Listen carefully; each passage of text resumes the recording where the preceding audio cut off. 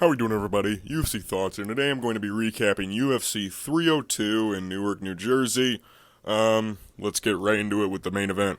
He lost. Dustin Poirier lost. He made it very competitive, though. And that's all that really matters in my eyes. I wanted him to win so bad. Islam, man, again, improving he's evolving as a fighter. His striking, he actually outstruck Dustin. Dustin's striking didn't really look that bad. His best moments actually were in clinch positions, which were very wild to me. The gash on the forehead of Islam came from an elbow up close after getting up from a takedown. He landed a lot of body shots to Islam in clinch position. Like in that fourth round, he just was ripping the body of Islam. Islam prevailed, though, man. His takedowns early on were pretty good. In the middle rounds, it was getting shaky for him. I honestly believe Islam, the staph infection was real, or he had a really shitty weight cut. Because he honestly gassed very quick in this fight. He slowed down pretty quick. In the first Volkanovski fight that he had gas for almost the entire fight until like the fourth and fifth round. He was going pretty well, but in this fight, him and Dustin just seemed to slow down very quick. And that's not like Islam at all. Dustin was able to capitalize. I personally, going into the fifth, I personally had it scored. The round 2 is pretty close, but I was leaning more 2-2 to Poirier as like a draw. I had a 2-2 going in that fifth round. Round 2 is a swing round. Round 4 was Poirier. Round 1 and 3 are Islam. Who knows what the fucking judges score? I know what they were. 2 39-36s and then 1 38-38. But yeah, Islam, his striking looked good. Dustin Poirier kind of looked shit on the feet. If I'm being not shit, but like he couldn't really capitalize when he was on the feet. All he could really do was, it was wild to watch. Going into that fifth round, I was watching with my dad, my brother, and we were at a party. And we were, dude, this fucking Dustin guy, he might do it. We were like, Dustin might be able to pull this shit off, man. And that ankle pick from fucking Islam, that fucking whip of the leg, that's high-level shit right there. That was nasty. And then he pulled him in deeper with the guillotine attempt and then switch it to a Darce.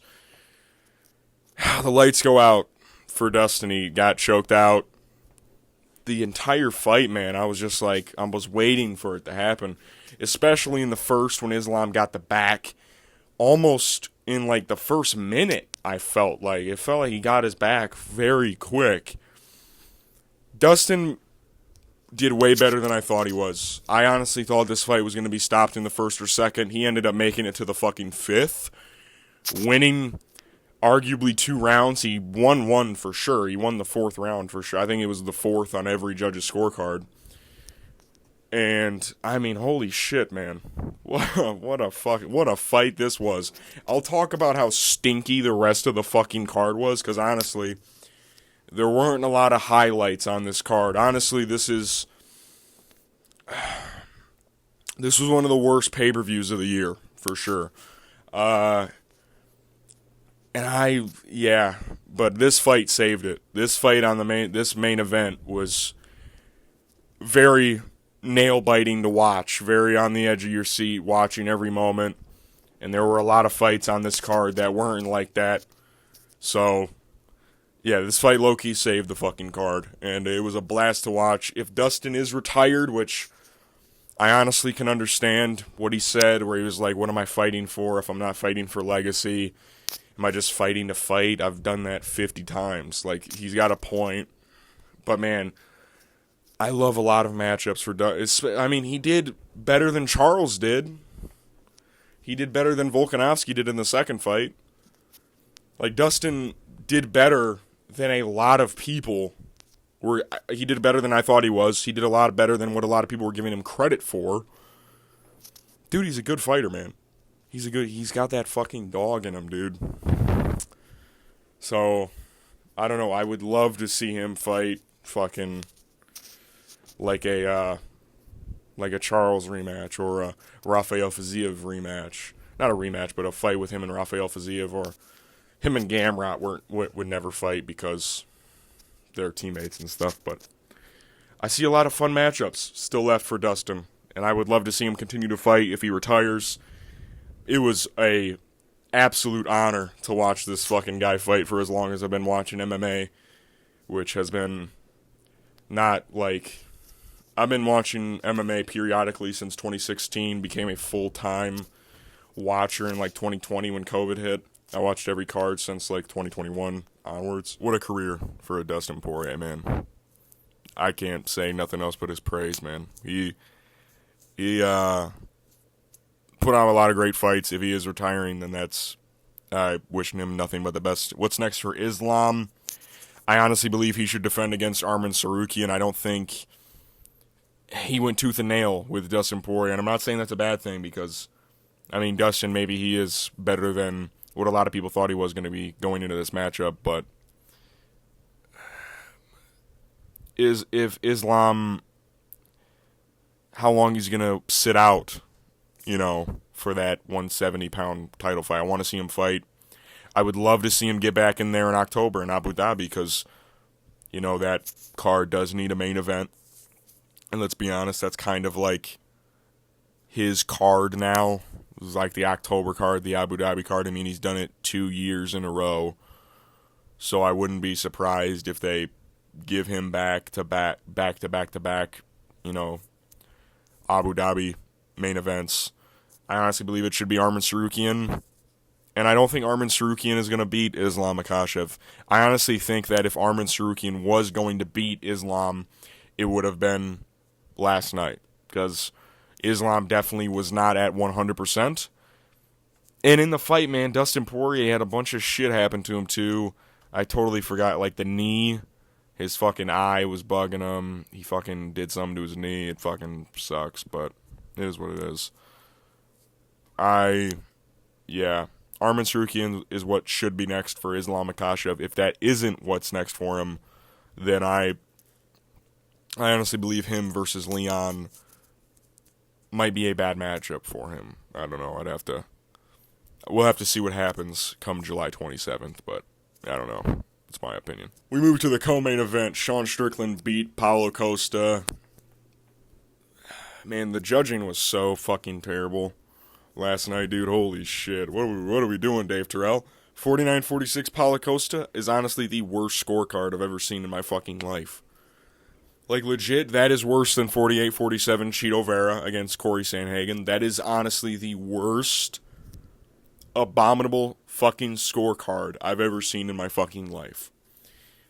And what's even worse about this fight is that it fucking sucked. Like, this fight wasn't good.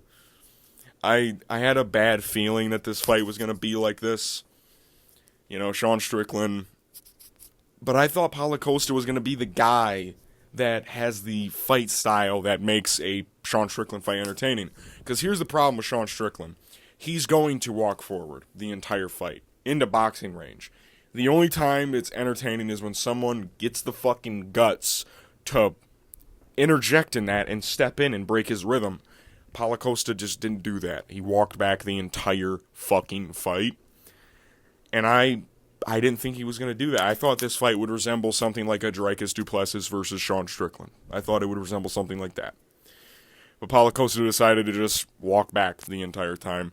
And a lot of people are blaming Sean for the fight, and I understand. Both of these guys are to blame for this fight being boring. They both didn't do a lot. But, Sean did what he had to do to win, and I understand. But, man, he could... Last 20 seconds is when he really picked it up. That's when he really decided to do something. Paulo, I don't understand why he keeps getting these big... He honestly shouldn't have fought Sean Strickland.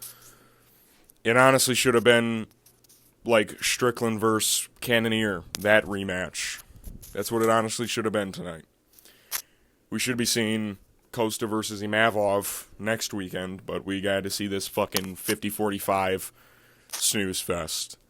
It wasn't that, but it wasn't a snooze fest, but it was definitely a point fight, which, it is what it is. But, and also, some people, like, MMA Joey is like, that's a robbery. The fuck, you fat fuck, what are you talking about? This is not a robbery. This was honestly one of the easiest fights of the year to score. Somehow Dave Torelli agrees with you, but that is honestly very disappointing.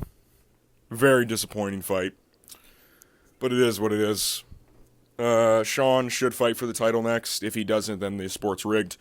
Paulo Costa, honestly, should have to fight way down. He should honestly fight 1-4 in his last 5. Every somewhat mediocre to good person he's fought. I mean, he lost to fucking Marvin Vettori. Like, Marvin's not good. Like, let's face facts here. He's not a good fighter. Like, he's just not that great. He's lost to Israel. He's lost to Robert Whittaker. He's lost to Sean Strickland. We need to stop giving him really good fighters. Like, we need to give him really low-ranked guys. A lot of people were like, why didn't he take the Ikram Oliveira fight? Of course he wouldn't take that. Why would he take that fight? Because Paulo Costa, the only guys he's beat since fucking like 2020 onwards, besides... Actually, no, the fucking Romero fight was 2019. Has been Luke Rockhold. In the decade of 2020 onwards, he has beat one guy. And it was Luke Rockhold. What are we doing, dude? Like, what are we fucking doing, man? Come on. Like, what the fuck is this? Stop giving him high-ranked fights. I understand he's a fan favorite, but Jesus, he never fucking wins. Never wins them. Never win. And the fights that are entertaining, that should be fun, like him versus Comedy, he fucking pulls out. I'm sick and tired of this fucking guy. And this fight fucking... Fuck, this fight sucks! We move to the featured fight. Kevin Holland, takes the arm of Michal Oleksiejczuk. There's a lot of controversy surrounded around this fight by a lot of, like, big major MMA YouTubers.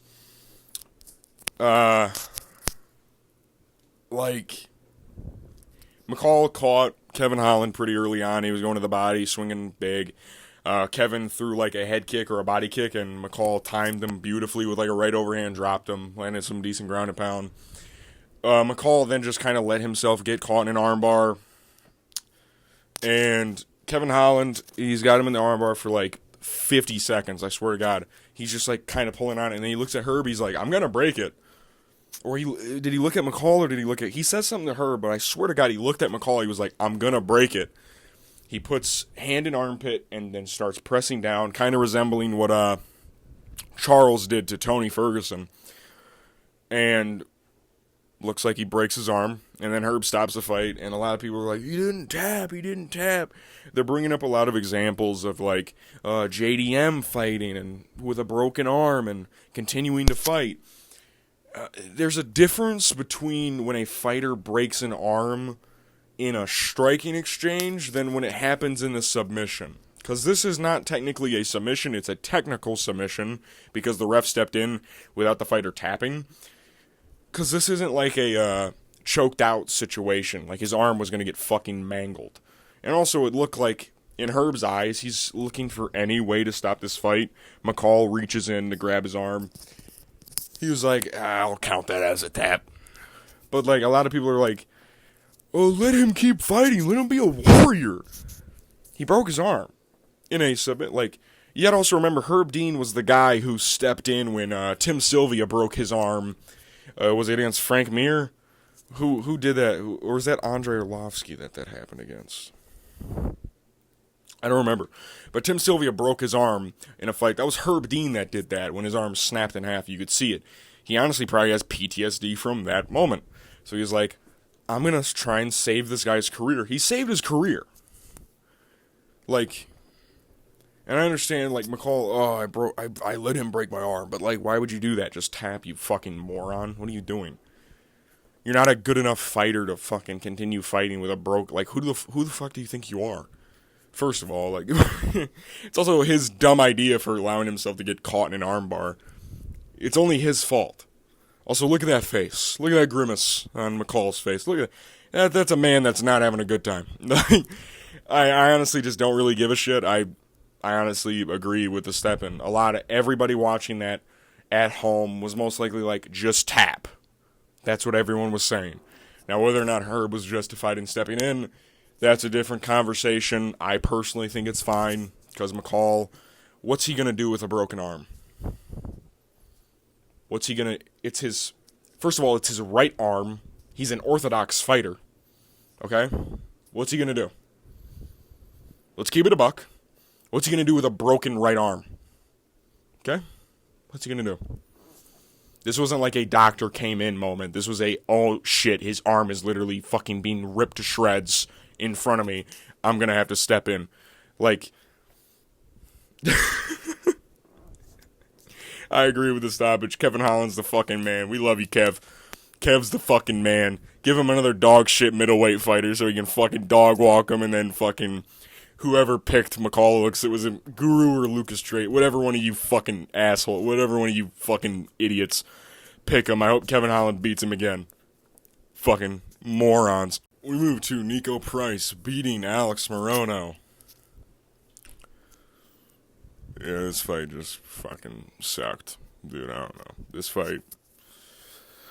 I honestly wish that they kept Jailton Almeida on the main card. This fight should have been on the early prelims, if I'm being honest.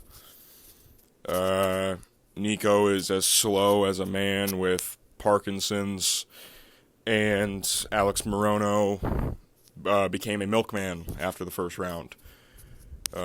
Couldn't hurt Niko at all in this fight. Honestly, the new gloves, I don't know how they did it. They lessened the weight, and we actually see less people getting hurt. So, I don't even know how that's possible. So, shitty fight. Alex, you sold me. Morono. I trusted in you. You know, I believe in you. My dad's a huge fan of you, Alex, and you hurt me with this performance. I'm disappointed. I disapprove. I'm joking. In all honesty, he took the fight on short notice. I totally forgot about that because this fight had so many fucking pullouts and canceled fights. I honestly just skimmed over the canceled list, and I forgot that Niko was supposed to fight. Who was it? Jeremiah Wells? Is that who he was supposed to fight? I don't fucking know. Alex won the first round. The last two, Niko kind of just out-damaged him. Alex looked like he could have gotten knocked out at any moment. He was so tired. He was still putting combinations together, but Niko kind of just like... Here's the thing. Even when Alex was dead tired, him and Niko had the same punch speed, which I don't know how that's... We move to the start of the main card. Randy Brown beat Elizeu Zaleski dos Santos by unanimous decision. Honestly, a pretty good fight. I honestly like this one. Randy Brown kind of just was like outstriking Elizeu for most of the fight in rounds 1 and 3. He had some decent grappling moments. I think he took the back of Elizeu. It was round 3 or 2. I think he did it in both rounds, but he landed a couple of great knees in this fight. He cut Elizeu bad in the third round. He landed a great flying knee in the first. The reffing in this fight was fucking awful. Randy Brown got away with like grabbing the fence and poking the eyes of Elizeu like 5 times or some shit. I think it was 3 eye pokes and 1 fence grab. So nice new gloves, UFC. But yeah, Randy kind of just outpaced him. The second round was very scary, traditional Randy Brown fashion. He kind of got clipped by Elizeu, got hurt a little bit, then Elizeu got his back for a long majority of the fight, got like a neck crank in at one point. Randy Brown toughed it out because he's rude boy, and then he ended up getting the back of Elizeu at the end of that round, landing some good ground and pound and getting a rear naked of his own. The round ended. Honestly, very entertaining fight. Mixed bag of some good striking, good special flying knees and stuff, good ground moments. Decent way to open the main card. Honestly, probably the third most entertaining fight on the main card. I honestly rank Niko Price versus Alex Morono and Sean Strickland versus Paulo Costa under this fight. So, yeah. We move to Roman Kopylov beating Cesar Almeida. Fuck yeah. He's not washed. He's not a fraud. Not yet, at least. I'm honestly using a propaganda photo here because Roman kind of after round 1 had to wrestle Cesar Almeida to win. First round, Cesar really couldn't get much going. He honestly got dropped really bad. I honestly think that the photo I used is the image of Roman dropping Cesar. It's gotta be. I mean, that's about as flush of a left straight as you can fucking get. Jesus Christ. Roman was piecing him up in the first. After that, Roman kind of got tired, which was unexpected. And Cesar Almeida started kind of tuning him up on the feet. Roman had to shoot a lot. Got a lot of good double leg takedowns. Blast double leg. Cesar Almeida's grappling fucking his takedown defense in this fight kind of got like negative 10 points. I don't know what happened. Maybe Dylan Budka is that bad, which he is, and I called it. I know Dylan, he's fucking awful. He's a terrible fucking fighter. Roman Kopylov, he's fucking him. Roman is him. Even though he had a wet blanket, a 36-year-old man, he's him. Cesar was kind of tuning him up on the feet, like I said, landing a couple of great body shots from Cesar Almeida. Gee, I was like, Roman, stay up, please. I was like, please stay up. He dropped the second round for sure. Round 3, Cesar got taken down, couldn't get back up. Got stood up a couple of times, got taken down again. Yeah, Roman wet blanketed him. Kind of hurts my emotions about Roman Kopylov having to wet blanket him. I love you, Roman. You're the homie. But, don't ever do some bullshit like that ever again. I'm playing. But, yeah. Decent fight. It was meh. We live in a world where Strickland and Almeida had the most impressive fight on a pay-per-view prelim. Honestly, very entertaining fight from Strickland and Almeida. Got the takedown within like the first 10 seconds. Bulldozed Alexander Romanov, who defended the original takedown decent. Then he kind of just got toppled over. Alexander Romanov, he's a fat heavyweight. What do you expect him to do against Strickland and Almeida? Honestly, I don't think anyone picked Alexander Romanov. But if you did, you're stupid. Like, that's it. You're dumb. So, Strickland got the rear naked choke like I thought he would. Did exactly what he needs to do against these fat, blubbery, lower-ranked heavyweights. Did exactly what he needs to do. This is the fight that gets him back in title shot I just burped and lost my train of thought. What happened to me? Yeah, this is the fight that gets him back in a title fight contention, right? Curtis, you got lucky. Okay? You got lucky, Curtis Blades. Strickland's back. He's going to beat whatever fat heavyweight they give him next. Give him Marcin Tybura. I want to see something. I want to see whose will Strickland's just steroids or Marcin's freedom. I honestly don't mind the Cyril Gane matchup for Strickland and Almeida. I honestly believe that should main event Paris. But they probably won't do that because that's an actual tough fight for Cyril Gane. So, yeah. Whoever they give Strickland next, probably top 6 is who I'm assuming they'll give him. But we'll see. We'll see. We move to Grant Dawson versus Joe Solecki. Impressive but very boring performance from Grant Dawson. The worst fight on the entire card. I honestly wasn't even paying that much attention because I was on my phone. I don't do that often, but I do it. And it's during fights like this.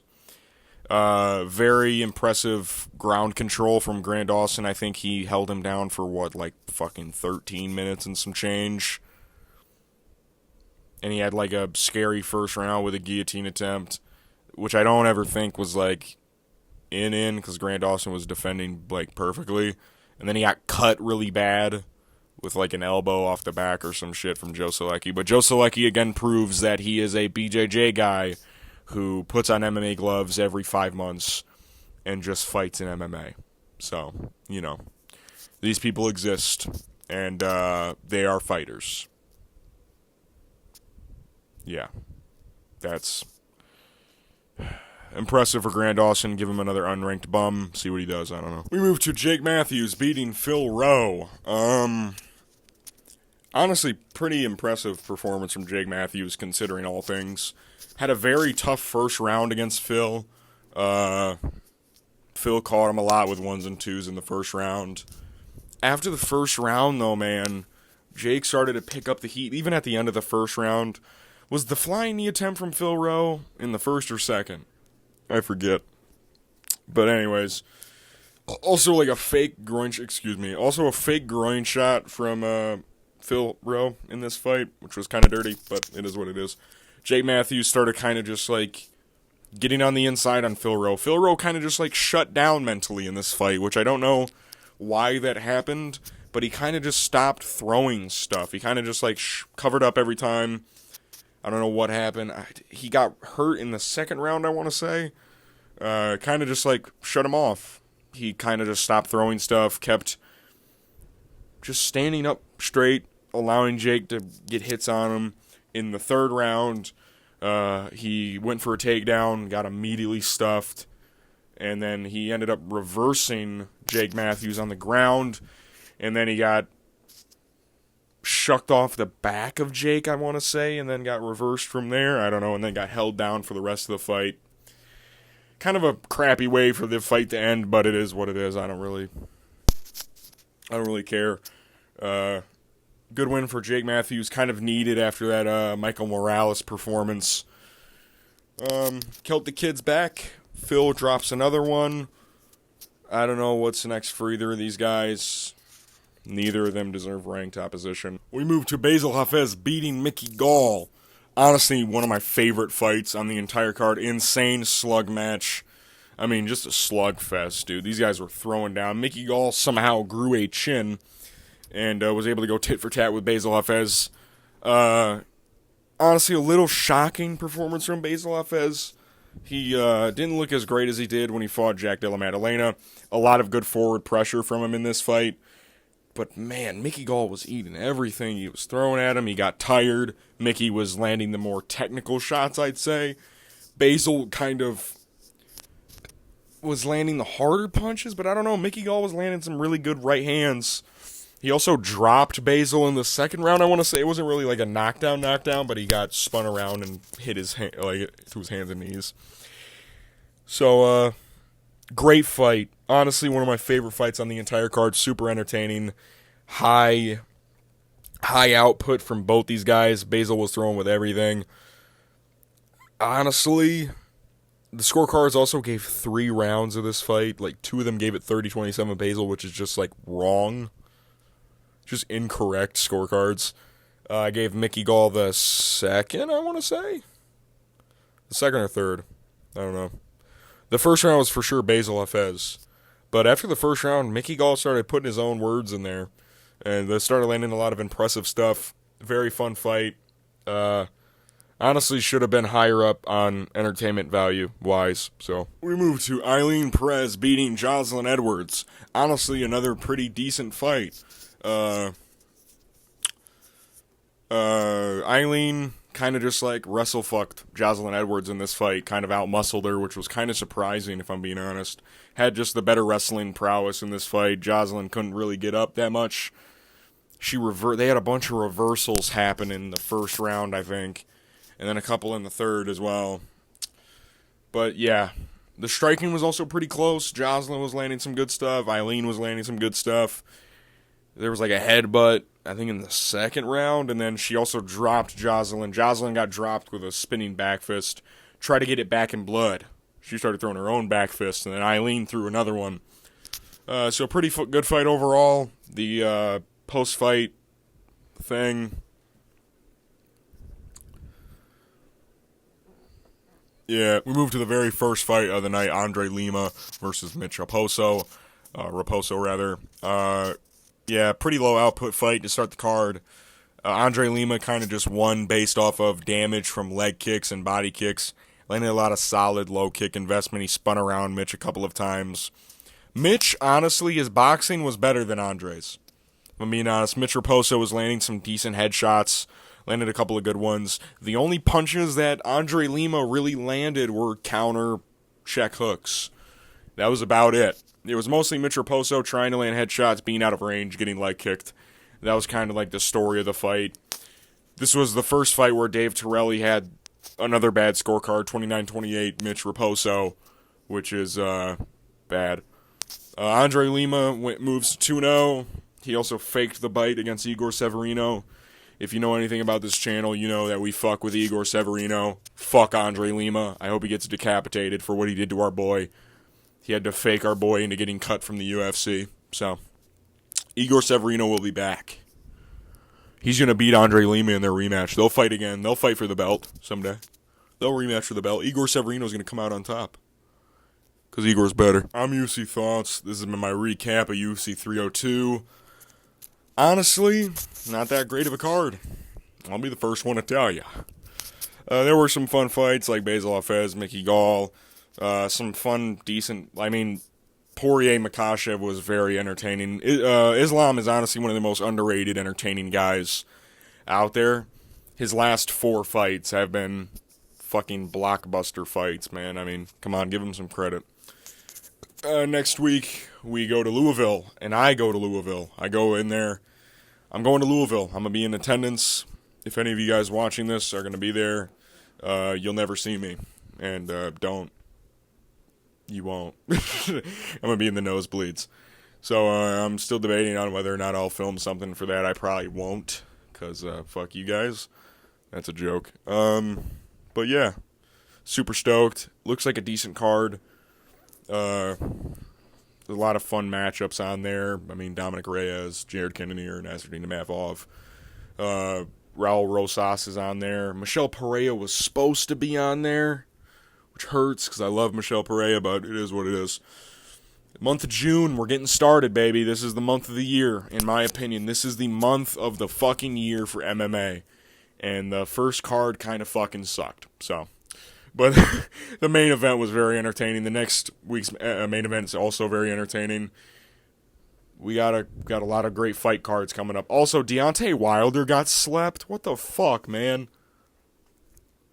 What the fuck? On that note, peace.